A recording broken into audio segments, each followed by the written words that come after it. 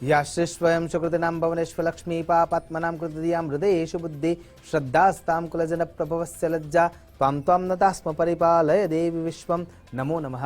તમારા બધાનું સ્વાગત કરું છું આધ્યાત્મિક મહાશક્તિમાં।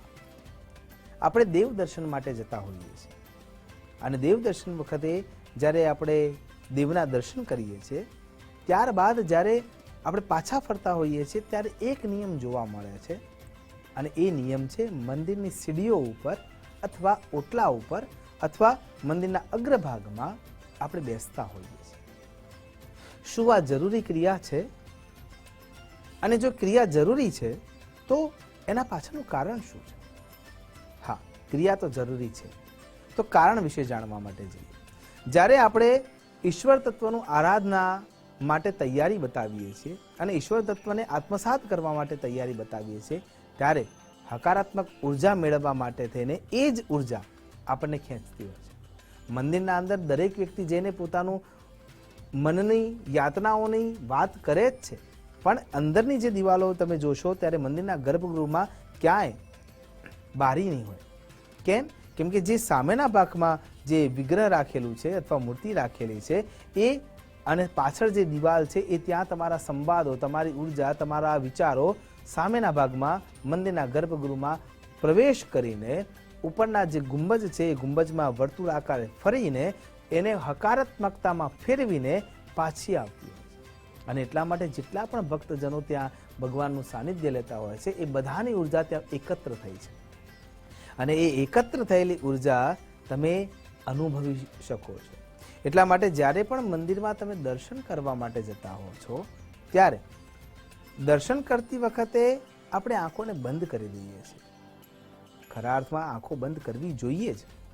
એના પાછળનું કારણ પણ આ જ છે કે જ્યારે તમે દેવ તત્વનો શણગાર જોવો છો, દેવ તત્વના રૂપને જોવો છો, એના અંદરથી આવતી લાલિમાને જોવો છો, એના ઉપરથી વરસતી કૃપાને જોવો છો, એની આંખોમાંથી આવતા તેજને જોવો છો, એના સુંદર મજાના સ્મિતને જોવો છો ત્યારે એ આબેહૂબ દ્રષ્ટિ આપણા દ્રષ્ટિમાં અંકિત થઈ જાય। એ હેતુથી કે એકવાર તને જોયા પછી, તને જાણ્યા પછી, તને વિચાર્યા પછી આ દ્રષ્ટિ બંધ હોવી જોઈએ અને આ દ્રશ્ય મારા માટે સદૈવ માટે સ્થિર થવું જોઈએ।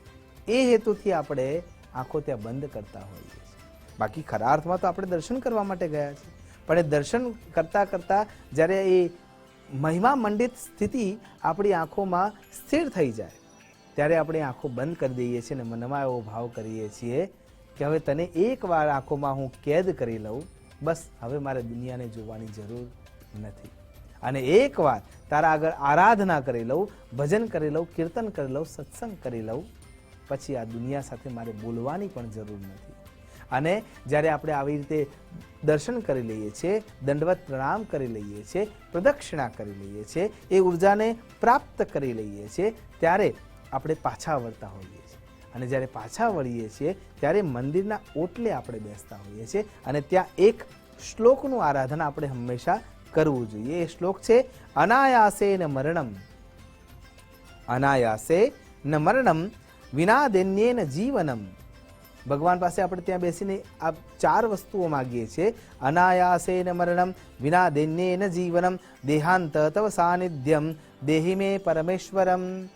આ શ્લોક દ્વારા આપણે ઈશ્વરના સાનિધ્યમાં જે સમય ગાળ્યો એ ગાળેલા સમયના ભીતરથી જે ઉર્જા મળી એને મનમાં સ્થિર કરવાનો ભાવ કરીએ છીએ, મનન કરવાનો ભાવ કરીએ છીએ, નિધિધ્યાસન કરવાનો ભાવ કરીએ છીએ અને મનન વખતે એ જે ચિત્ર તમારા આંખમાં દ્રષ્ટિમાં અંકિત થયું એને યાદ કરવાનો ભાવ કરીએ છીએ અને એમાંથી તમે શું શીખ્યા એ મેળવવાનો પ્રયત્ન કરતા હોઈએ છીએ ને એટલા માટે મંદિરના ઓટલે બેસવાનું હોય છે। તો આ શ્લોક શું કહે છે? અનાયાસે ન મરણમ, કે હે ભગવાન મને તું એવી રીતે મૃત્યુ આપજે કે જેના અંદર મને તડપ ના આવે, એના અંદર મને તકલીફ ના આવે, મારે એવો કોઈ રોગના અંદર ફસાઈને પડી ના રહેવું પડે। પરવશ બને છે કાયને અંતર હણાતું જાય છે, સાચી શરમની વેદના સાચે હવે સમજાય છે। એટલા માટે શ્લોકમાં બીજું જે પદ છે એમ કે છે બિના દૈન્યેન જીવનમ, કે મારું શરીર કોઈ પણ રોગમાં ફસડાવી પડે અને મારે બીજાની સેવાઓ લેવી પડે, એવું ભગવાન ના કરતા. હા, ભલે હું પાપી છું કે પુણ્યાત્મા છું, પણ હું છું તો તમારો. અને એટલા માટે આજે દર્શન કર્યા પછી એ મનન ચાલી રહ્યું છે કે ખરા અર્થમાં મારું જીવન તો ક્યાં જવાનું છે, મારું ઉપલક્ષ્ય ક્યાં છે અને હું કરી શું રહ્યો છું. એટલા માટે ત્રીજી પંક્તિમાં આપણે ભગવાનને એ જ અભ્યર્થના આપીએ છીએ કે દેહાંત તવ સાનિધ્યમ.